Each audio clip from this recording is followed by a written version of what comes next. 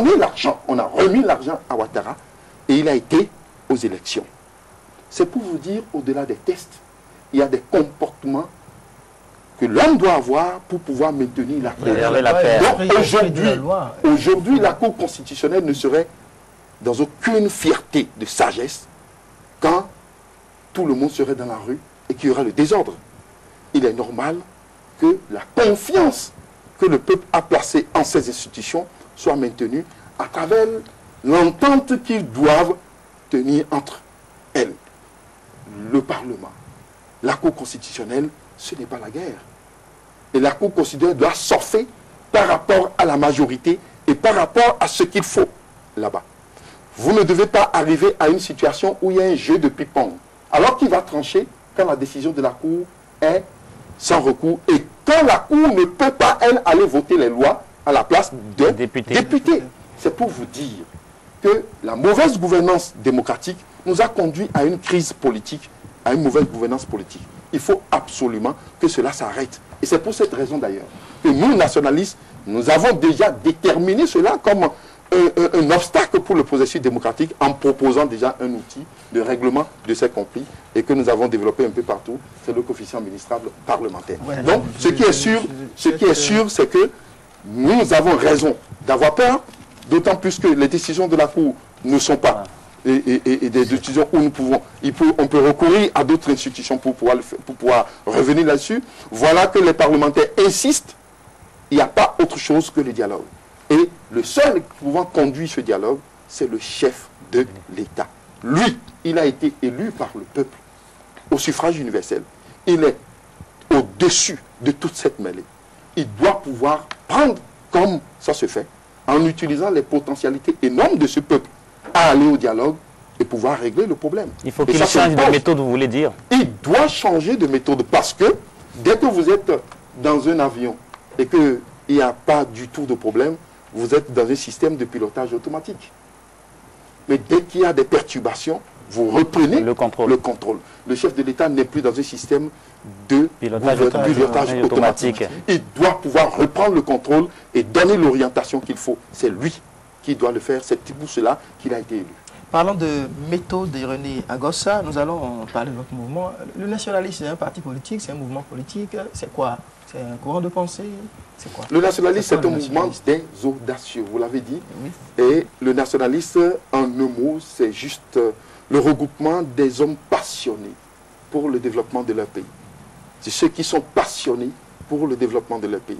Ceux qui, par exemple, vous voyez comment on est passionné pour le football. Quelqu'un qui est passionné pour quelque chose. Il y a des passionnés ici pour le développement du pays et nous les avons réunis dans un groupe que nous appelons le nationalisme. Moi, je suis un passionné du développement de mon pays. Je me suis mis dedans depuis, ça me plaît, je ne souffre pas dedans. Il y a d'autres qui sont comme moi, on s'est mis ensemble et on se bat. On s'est dit... Un mouvement politique, vous voulez dire? C'est purement politique, puisque l'objectif c'est de prendre le pouvoir d'État et de pouvoir l'exercer parce que nous avons des outils de règlement des problèmes et nous avons des propositions concrètes pour le développement du pays. On vous avait vu, d'abord vous avez été à la HAC, bien avant la HAC, vous aviez un parti politique, vous avez milité aux côtés de beaucoup d'hommes politiques, Feu Abimbola, donc vous étiez le directeur de campagne pendant les élections présidentielles. Oui, tout à fait, de 2001. Et vous avez été aux côtés de l'honorable Issa Salifou, du PR et tout le reste. À la HAC, un peu vers la fin de votre mandat à la HAC, on vous a vu défendre la cause des chômeurs, les diplômés sans emploi. Vous avez organisé des marches avec les diplômés sans emploi dans la ville de Cotonou. Finalement, vous avez sorti le nationaliste. Alors, cet itinéraire-là, ça mène à quoi? C'est quoi l'objectif final? L'objectif final, c'est comme vous l'avez vu, et c'est de pouvoir conduire à la tête de l'État un jour un courant positif, hein, de mettre en place à la tête de l'État un processus, un appareil dont le processus est moderne. Parce que j'ai toujours dit que si nous comparons le logiciel de gestion de notre pays à l'informatique, hein, c'est que ce logiciel a fini ses mises à jour. Le logiciel actuel a fini ses mises à jour. Donc il faut changer. Il faut un nouveau système d'exploitation. Donc nous allons imposer ce nouveau système d'exploitation. Nous allons pouvoir conduire à cela parce que nous pensons que ce système est caduc. Et c'est ce système qui produit les différentes crises. c'est-à-dire la mauvaise gouvernance démocratique, la mauvaise gouvernance politique que nous avons évoquée tout à l'heure, l'impasse qui pointe à l'horizon, nous ne pouvons pas continuer à gérer ce pays avec les méthodes d'un autre siècle. Nous sommes obligés de nous adapter. Le nationaliste va présenter un candidat aux prochaines élections?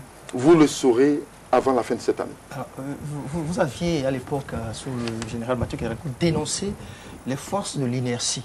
Puis, après, on vous a vu encore aux côtés de ces forces de l'inertie que vous dénonciez. Finalement, c'est quoi votre logique? Quelle est la vision, l'idéal politique de Irénée Agossa? D'abord, je voulais revenir en arrière, puisque vous avez dit que j'étais avec le président Issa Salifou. Non, je suis toujours avec le président, je demeure le secrétaire général du parti. Ce n'est pas un passé, c'est encore dans le présent. Vous êtes secrétaire général de parti, vous allez créer un autre parti? Absolument, nous ne créons pas un autre, c'est un mouvement. C'est clair. Je peux vous dire que, voilà... Il y a des élans de partis politiques. Qu'il y a des élans de partis politiques qui s'efforcent bien sûr à s'imposer dans le parti. On peut reprocher tout au président Saleh, peut-être à l'EPR, mais on ne peut pas nous reprocher notre caractère démocratique. On peut développer n'importe quel courant au sein de notre parti. Et c'est ça ce dont on a besoin. Le paternalisme politique n'existe pas dans l'EPR. Donc, je suis secrétaire général, mais j'ai le droit de pouvoir développer un courant politique qui va s'opposer à d'autres courants au sein du groupe et pourra l'emporter. Donc, je demeure toujours là. La flexibilité... ne tolère pas justement l'émergence de courants tels que... Est-ce que ce courant, le nationaliste, est accepté, reconnu par les autres membres de votre parti politique? Absolument, absolument, c'est reconnu. Reconnu par le président lui-même, reconnu par les autres présidents. Ils épousent les idéaux du nationalisme. Ce n'est pas nécessaire qu'ils épousent tous. Il y a certains qui épousent, d'autres qui n'épousent. Moi, je ne suis pas là pour l'uniformisme. Je suis là pour une dynamique d'affrontement des idées. De manière à ce que nous soyons dans une dynamique de production de propositions et conduire le pays vers une modernité. Je ne suis pas là pour dire que c'est ce que je dis qui doit passer. Si je le dis, je ne devais pas le créer. Je devais aussi accepter le dictat des autres. Donc, cela n'est pas le problème chez moi. Donc, l'autre chose la plus importante dont nous parlons, c'est évidemment le parcours dont vous avez parlé. Oui. Et que nous sommes retrouvés dans un système. C'est une flexibilité. Le système, chez nous, est un système, ce que moi je propose toujours, et vous voyez, dans ma conduite, c'est la flexibilité. Dans ma vision, tout principe qui est fondé sur la rigidité n'est pas adapté à ce monde. Tout ce qui est fondé sur la rigidité n'est pas adapté à ce monde. C'est ridicule. Tu ne peux pas être rigide, te confondre à un système d'irréprochabilité et conduire un peuple. Dès que tu es rigide, c'est que tu crois que tu es le plus parfait. Tu es dans un principe d'irréprochabilité. Or, étant donné que de nature, tu ne peux pas être irréprochable, alors tu t'opposes bien sûr à la dynamique naturelle des choses. Moi, je suis flexible. J'ai condamné l'inertie. Je dis et je continue de condamner l'inertie. Mais il faut être un acteur. Il faut être un acteur pour pouvoir quitter l'inertie pour la dynamique. C'est comme le président Yaïboni. Le changement, c'est contre l'inertie. Et nous, on a dit depuis 2001 qu'il faut changer. Ça doit changer. C'est nous qui l'avons dit. C'est nous qui l'avons dit. On avait peut-être l'avance sur les autres. Mais ils ont dit le changement, mais ils n'y croyaient pas. Parce qu'avec le changement, il faut y croire. C'est pourquoi nous... Il y a un autre qui parlait de changement bien avant 2011. Nous avons dit, nous, il faut changer, mais il faut y croire. C'est pourquoi aujourd'hui, le changement s'est arrêté un an après. Ils n'y croyaient pas. Il c'est qui?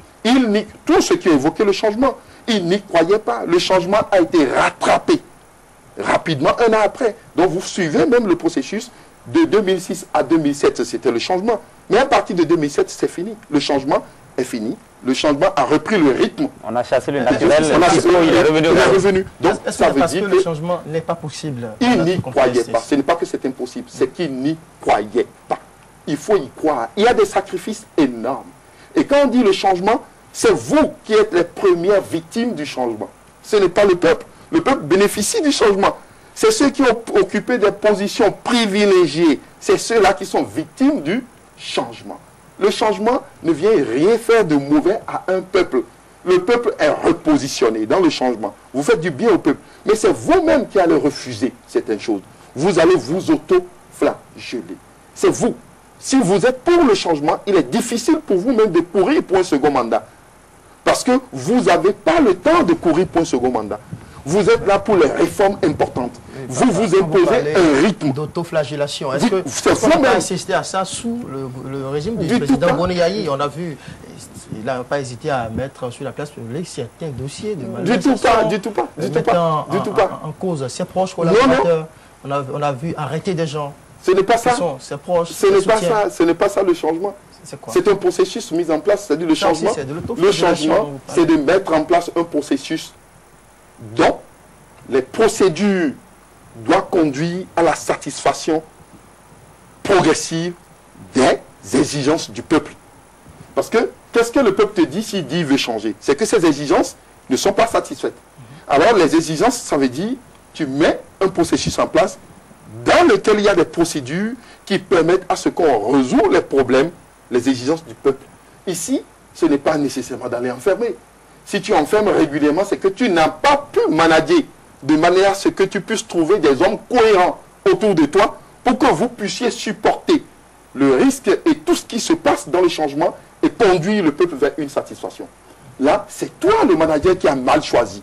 Si tout le temps tu vas arrêter, tout le temps tu vas arrêter, mais tu finiras par modifier quoi? Tu conduiras quoi? C'est pourquoi nous disons que la nature de l'homme pour conduire ce changement est importante. Il faut dégager ceux qui savent faire la chose. Si vous voulez guérir un malade, vous l'amenez chez le médecin, n'est-ce pas? Et vous n'amenez pas celui qui souffre d'une plaie chez un ophtalmologue, une plaie de pied chez un ophtalmologue. Vous allez le mener chez un généraliste, quelqu'un qui s'en occupe de la traumatisme. Et il va voir. C'est ça ce qu'il faut faire dans le pays. Il faut pouvoir conduire des hommes qui peuvent le faire. Et c'est là notre mission. Et nous savons, nous, une chose. Que nous le savons, nous savons le faire. Nous savons le faire et nous allons le faire. Comment savoir choisir? Nous conduisons, bien sûr. Comment savoir choisir ces hommes? C'est pas le plus difficile, ça? C'est vous. Je l'ai dit, c'est vous. Et je l'ai dit toujours aux journalistes, c'est vous. C'est vous qui êtes les grands animateurs de ce jeu. C'est vous qui informez, c'est vous qui formez. C'est vous qui façonnez les choses. C'est vous qui allez remuer de manière à ce qu'on trouve les meilleurs pour former une bonne équipe. C'est vous. Et que le chef de l'État qui est comme un entraîneur, un manager d'une équipe, c'est vous qui allez pouvoir le déterminer à travers vos émissions et lever le niveau du débat. Que ça ne soit pas des railleries et qu'on ne vienne pas ici pour des querelles de coépouses et qu'on soit contre l'un ni l'autre, etc. Moi, ce n'est pas ça. C'est le principe du développement et qu'on fasse des propositions. Alors c'est